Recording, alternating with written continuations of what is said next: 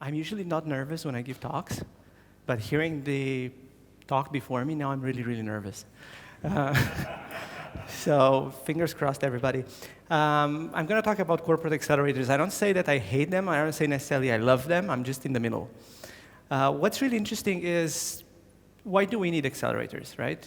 And usually the answer is innovation. And the entire talk that we're going to have today is based on the work that I'm doing with a friend of mine and also co-author of the book, Tendayi Viki. He could not be here today. The book is called The Corporate Startup, and we are analyzing enterprises from the perspective of ecosystems, rather than just processes or tools. And how do you develop an entire internal ecosystem for innovation, rather than what tools you're going to use, what structures I'm going to use, and all of that stuff. What is innovation? And this is a question for you. What is innovation? How do you define innovation? Anybody got any idea? How do you define innovation? I thought it was a room of entrepreneurs here, right? How do you define innovation? I really want to hear that. What is innovation for you? Yeah. Any change that creates value? Okay, fair enough. New idea? Okay. Sorry? Okay. So basically, newness and creativity equals innovation. Would you agree to this statement? Nope. What is missing? You're actually right. It's not entirely true. What's missing? Success? Value? Value? Execution? Newness plus creativity usually equals R&D, research and development. What innovation is newness, creativity, and a sustainable business model. If you don't have a sustainable business model, if you don't have a business model that works and brings value back, you don't have innovation. You just have a nice, really, really nice-looking R&D department. Just to make it even more simple, this is basically a flow of money. What happens is that R&D takes money and develops ideas. What innovation does, takes those ideas that R&D developed and converts them back into money. Basically, this is a cycle. There is no relationship between the amount of money an enterprise has and the amount of money that an enterprise spends on research and development, innovation, accelerators, whatever you guys want to call it, and their profitability. I really like this quote from Voltaire. God is not on the side of the ones that have the greatest battalions, but on the side of the ones that shoot best. And to prove my point, this is a 10-year research showing the relationship between the R&D spent and the improving sales. And as you can see, there's basically no relationship. There is basically 0.009 relationship between the amount of money that you spend in your R&D, here is basically R&D spend, and the amount of money that you get for net sales. So as you can see, a lot of people are burning a lot of cash and not getting a lot of return on that. If you don't trust me with this one, I can show you another one. This is another great study. You cannot read this, but probably the decks will be shared. I can tell you that on the left we have top 10 innovative companies. On the right we have top 10 spenders, R&D spenders. I can tell you that from the top 3 of the spenders, there's only one company in the top 10 innovators. Actually, number 1 spender is not even in top 10. Do you want to know who that is? Hopefully I'm not offending anybody here. Anybody from Volkswagen here? Probably now they will not raise their hand. Yeah, Volkswagen is spending more money, but they're not as innovative as Apple, which Apple is number 1, but they are not even close to the 10th position in the spenders. Right? So it doesn't matter how much money you have. It does not matter. It's totally irrelevant. But how do startups succeed? This is a question, right? Startups succeed in really fun ways. If you go and observe them, you're going to see that they use sticky notes, right? And they have really fun tools like the business model canvas and so many other tools, empathy maps. They also use Converse. Today I'm not using Converse. I usually wear Converse. They do experiments. And if you observe them, they go to these places called accelerators. And this is where most enterprises get their inspiration from. Oh, wow, they go to an accelerator. How about we build an accelerator here? How many of you know what a cargo cult is? You know what a cargo cult is? People in the back too? Okay, since this is a short talk, I'm not going to explain now what a cargo cult is, but if we have time at the end of my talk, I'm going to explain what cargo cult is, because it's kind of like a long story, and I want to go through the deck first, and then we're going to jump back to cargo cults. But anyways, remember the idea of cargo cults and what I just said, enterprises going and seeing accelerators, and then they said, hey, we want an accelerator too. The thing is that in the non-enterprise world, in the outside of the enterprise world, an accelerator is part of an ecosystem. It doesn't stand by itself there. It's part of an ecosystem where you have universities that join in, where you have co-working spaces, where you have crowdfunding, where you have angel investors, where you have industry, right? So it's part of an ecosystem. Just to give you a sense of the idea of the ecosystem, how many venture capitals do you think are in the world? Just rough estimate. Right? A lot? Does a lot cover that? Okay, a lot. In the US alone, there's 874 venture capital companies. I was an entrepreneur, so I'm used to the idea of, oh, I'm just going to raise money, so I'm going to the first VC company. Probably they're going to turn me down, so I'm going to go to the next one, and the next one, and the next one. On average, an entrepreneur knocks around 13 to 12 doors in order to get funding. How many venture capitals are inside a large organization, in your organization? Exactly. It's just one. It's either your manager or the board. If I have an idea and I go to your manager and your manager says no, that's the end. I cannot go to his manager because he's in another department. I cannot go to your manager because, of course, I don't have an entry there. So you basically have one VC in this world, right? So this is why we look at intrapreneurship as an ecosystem in the book, not just processes, tools, and all of that stuff. Why does external innovation fail? Why do accelerators fail? So by analyzing them, I'm not saying that they all fail. I'm not saying they're all wrong. Don't go and do one. I'm just saying that the ones that failed because of these reasons. They have sketchy processes. They just say, hey, let's just throw people in a building. Probably we're just going to build the building because we can afford it. We're just going to build a building and throw people there, give them sticky notes, and make them wear Converse, and hopefully innovation is going to happen. Right? They have a lack of innovation accounting systems. They have a lack of processes. They are not in line with the global vision or the global strategy of the corporation. And what's really interesting is that the HR strategy is not necessarily in line with the innovation strategy. They are solely focused, most of them, just on technology. They are not interested in creating a sustainable business model, so they basically end up being places where I'm going to have a nice time and work on a cool idea until the money runs out and the accelerator gets closed. And then probably I'm going to jump ship to another corporation, which wants another accelerator, so I can still want my Converse to work. Why does internal fail? Because a lot of enterprises now are changing for internal innovation.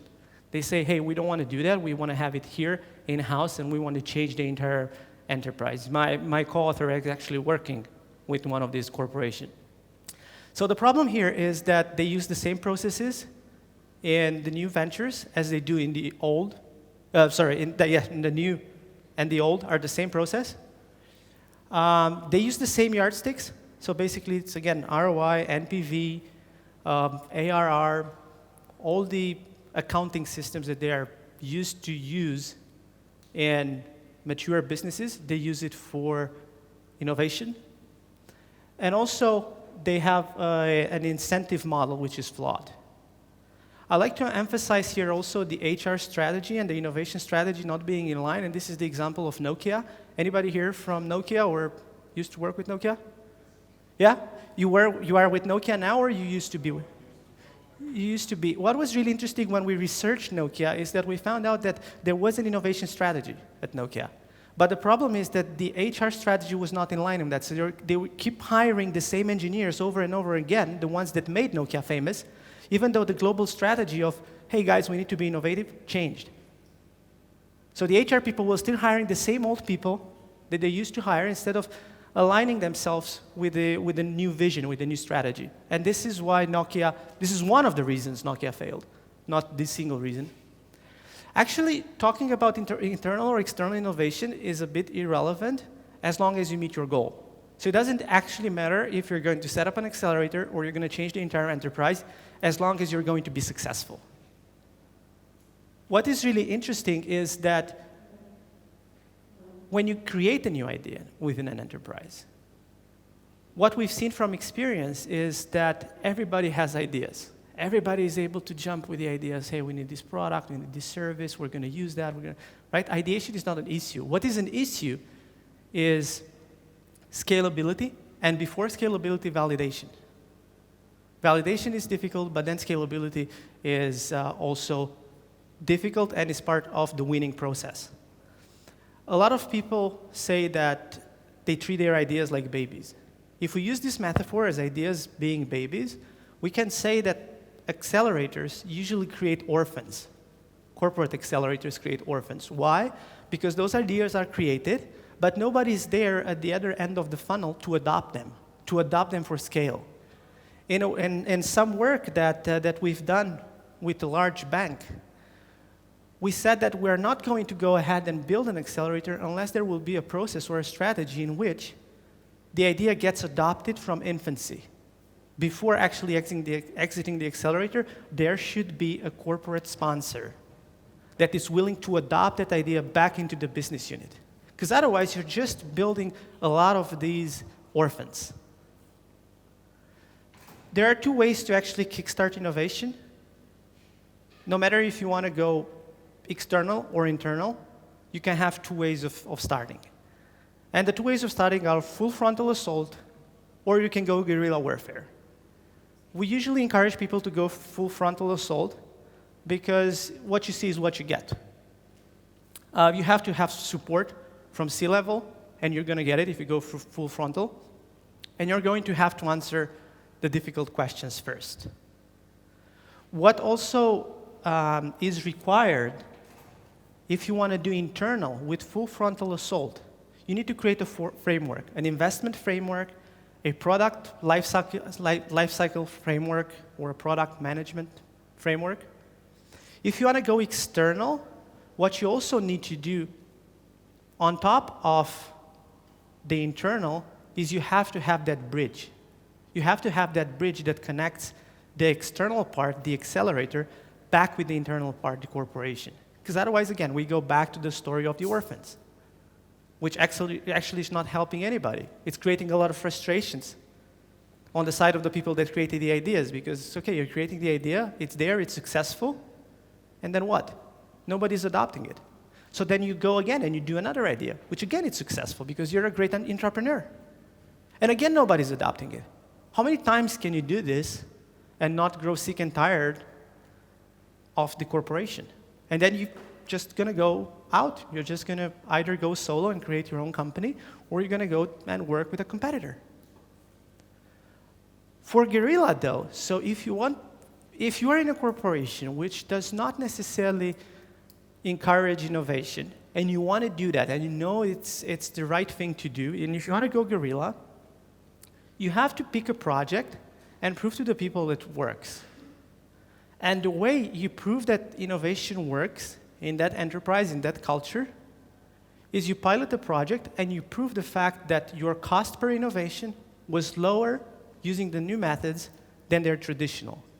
It's pretty simple mathematics. Everybody buys into the idea, oh, it's cheaper, right? So if you pilot the project and you achieved results in 3 months, go and bring that up to somebody in management. Say, hey, usually you guys were taking about a year to get the same results, or 2 years. I did it in 3 months.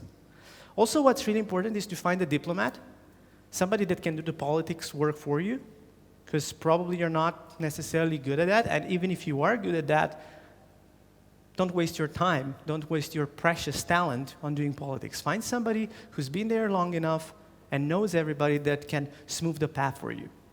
Also, try to identify visionary leaders. There are all sorts of visionary leaders in the company. Try to identify those and try to work with them. or at least try to show them what you've done. Choose wisely. Choose wisely. You have black, you have blue and red. No matter if you want to go internal or external, if you want to go guerrilla or you want to go full frontal, what's really important is that innovation needs to create value. You need to give back value to the enterprise. The right way is actually dictated by your context, by the culture of the company you're in, by the environment that it is in, by the industry that it's in. So it's not necessarily a one-size-fits-all, hey, we're just going to do external because external is cool, or we're just going to do internal because internal is cool. This is the book. You can go to thecorporatestartupbook.com, download the intro chapter, and actually today or tomorrow we're going to launch the pre-sale campaign. Now that we still have 4 more minutes, we can discuss cargo cults, because I promised that. I promised cargo cults, right? So I was able to squeeze the entire presentation, so I have 4 more minutes to discuss cargo cults. I'm going to go back to the image of the cargo cult. Here you go. So the story is quite interesting. There are a bunch of islands. This is a real story. These things happen today. So there's a bunch of islands in the middle of nowhere in the Pacific Ocean that the US military have used in World War II as resupply bases for the troops that were fighting the Japanese Empire. So they went there, and they built landing strips, and they built a small pier, a small harbor, and they were flying in supplies and then flying them off to where they were needed in the front line.